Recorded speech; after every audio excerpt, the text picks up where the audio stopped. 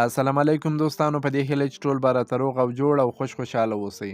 دوستانو، په نن ویډیو کې د نوین الحق د مینوالو دپاره ډیر زیات تازه د خوشحالۍ خبر در کوم چې نوین الحق د انډیا په IPL کې واخیستل سو. دا چې نور لوبغاړي ولې نه واخیستل سول او نوین الحق ولې په لومړۍ بولۍ کې وانخیستل سو، په دویمه بولۍ کې واخیستل سو، د دې په اړه معلومات در کوم او کومې لوبډلې واخیستې، په څو باندې واخیستې، پوره معلومات په همدې ویډیو کې در کوم.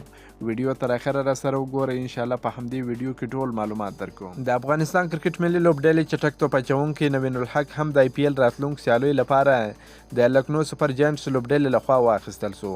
دا لومړی ځل دی چې هغه IPL ته اخیستل کیږي.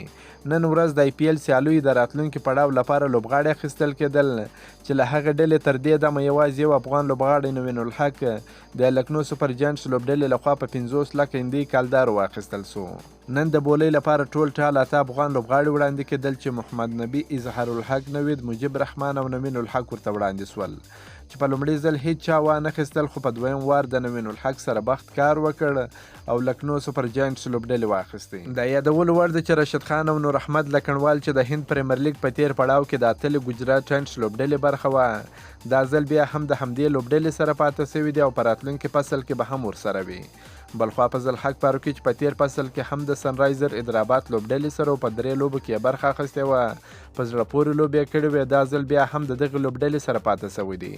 خو له محمد نبي سره کلکتې نایټ رایډرز لوبډلې په داسې حال کې مخه ښه وکړه چې په تیر پړاو کې په یوه لوبه کې هم چانس نه کوي ور. خو رحمان الله ګربز چې په تیر پړاو کې د ګجرات ټاینټس لوبډلې سره لوبېدلی و، د دې لوبډلې څخه جلا سوی دی، د کلکتې نایټ رایډرز لوبډلې سره یوځای سوی دی او سږ کال به د همدغې کلکتې نایټ رایډرز لوبډلې استازیتوب کوي. که مو دا ویډیو خوښه سوي در سره لایک کړئ. د نور تازه معلوماتو لپاره هم زموږ سره اوسئ. تر بلې ویډیو پورې د الله په امان.